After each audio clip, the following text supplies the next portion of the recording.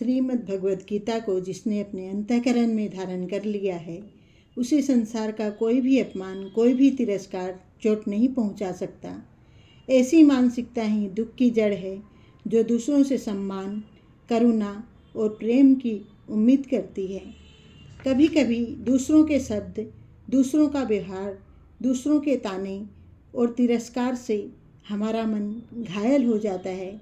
ऐसे में हमारे मन में भी एक आग उठती है और हम चाहते हैं कि हम भी उसे अपमानित करें और कुछ ऐसा करें जिससे वह समझ जाए कि हम भी उससे कम नहीं हैं।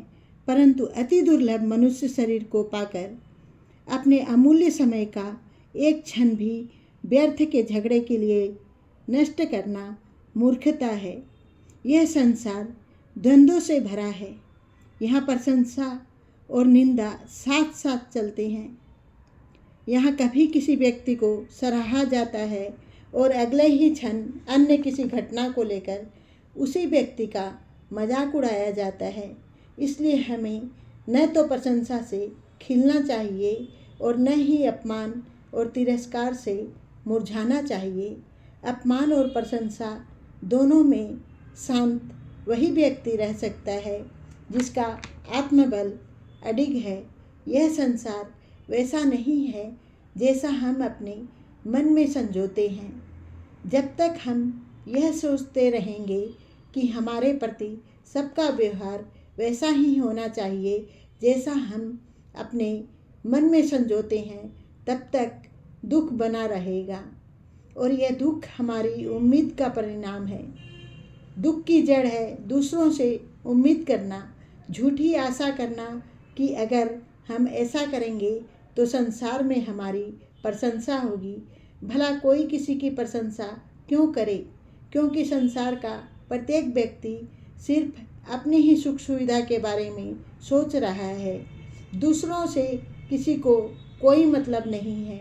रिश्तों में बंधे होने के कारण भले ही दिखावे के लिए आपका हाल चाल पूछ लें, परंतु मन के अंदर तो कुछ और ही चलता रहता है।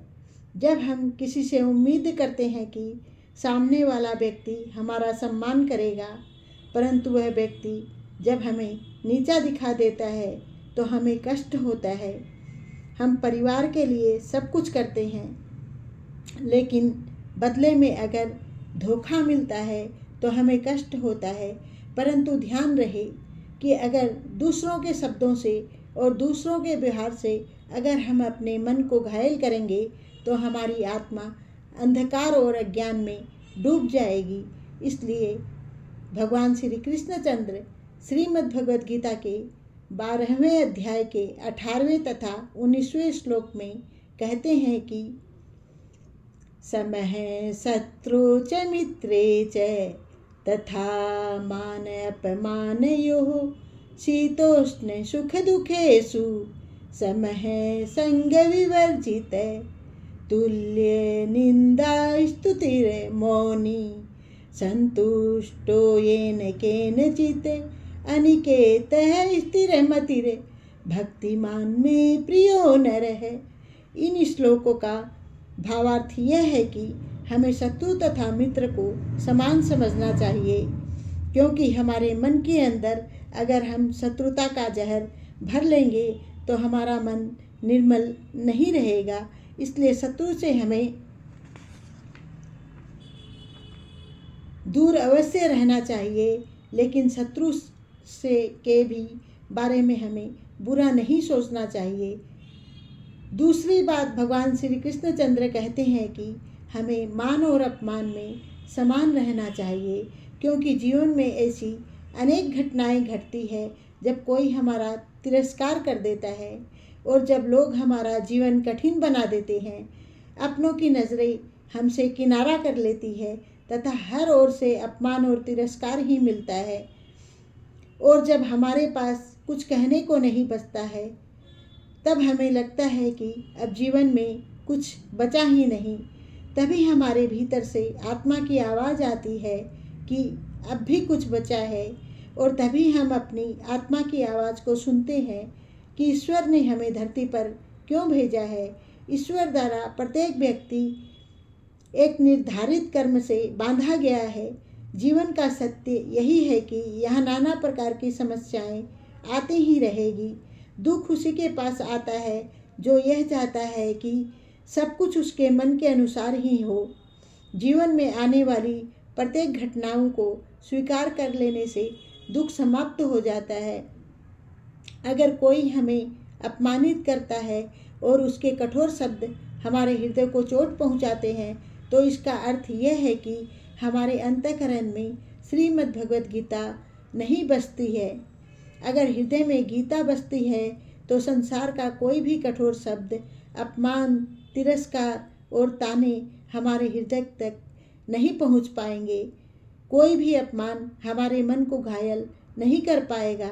इसलिए हमें हमारे अंतःकरण में श्रीमद् भगवत गीता को अवश्य धारण करना चाहिए। तीसरी बात, भगवान श्री कृष्ण चंद्र कहते हैं कि यह संसार द्वंद्वों से भरा है। यहाँ सर्दी, गर्मी, सुख, दुख आते ही रहते हैं, परंतु न तो सुख के आने पर हमें अति प्रसन्न होना चाहिए और न ही दुख के आने पर घबराना चाहिए, क्योंकि सुख और दुख दोनों ही जाने हैं। चौथी बात, भगवान कृष्णचंद्र कहते हैं कि हमें बुरी संगति से दूर रहना चाहिए, सदा अच्छे लोगों की संगति में रहना चाहिए। अत्यधिक लोभ और मोह में फंसे लोगों से हमें दूर रहना चाहिए। पांचवी बात, भगवान कृष्णचंद्र बताते हैं कि हमें निंदा और स्तुति में शांत रहना चाहिए। जब कोई हमारी निंदा करे तो हमें उनकी बातों से प्रभावित नहीं होना चाहिए, क्योंकि संसार का यह नियम ही है कि यहाँ आप कुछ भी करें, लोगों की दृष्टि आपकी हर कोशिश में कोई न कोई बुरी बात खोज ही लेती है।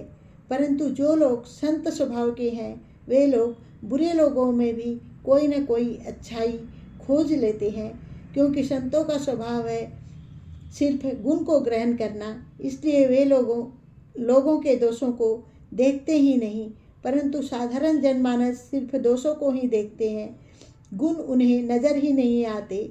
इसलिए हमें प्रशंसा से खिलना नहीं चाहिए और निंदा से मुरझाना नहीं चाहिए। छठी बात, भगवान श्री कृष्णचंद्र यह बताते हैं कि हमें जितना हो सके मौन रहकर ईश्वर के गुणों का मनन करना चाहिए। अहिंसा, सत्य, संतोष, तप, दान आदि ईश्वरीय गुण हैं। सातवीं बात, भगवान कृष्णचंद्र बताते हैं कि जिस किसी प्रकार से शरीर का निर्वाह होने पर भी संतुष्ट रहना चाहिए, क्योंकि हमारे जीवन की यात्रा शरीर की नहीं बल्कि आत्मा की यात्रा है। शरीर की सुंदरता यहीं छूट जाती है, साथ जाते हैं व्यक्ति के कर्म, विचार, वाणी, व्यवहार, संस्कार और उसका चरित्र। आठवीं और अंतिम बात, भगवान श्री कृष्णचंद्र बताते हैं कि रहने के स्थान से हमें प्रेम नहीं करना चाहिए। अगर हम घर में रह रहे हैं तो हमें सावधान रहना चाहिए कि आज नहीं तो कल हमें यह घर छोड़ना ही है।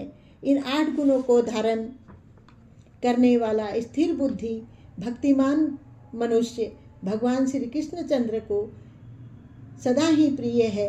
इसलिए हमें भगवान श्री कृष्णचंद्र का यह श्लोक जरूर याद कर लेना चाहिए, क्योंकि इस श्लोक के प्रभाव से संसार का कोई भी अपमान, कोई भी तिरस्कार, दूसरों के कठोर शब्द, दूसरों की हमारे प्रति घृणा आदि हमारे हृदय को चोट नहीं पहुंचा सकता, हमारे मन को घायल नहीं कर सकता तथा हमें हमारे लक्ष्य से हिला नहीं सकता। जय श्री कृष्ण।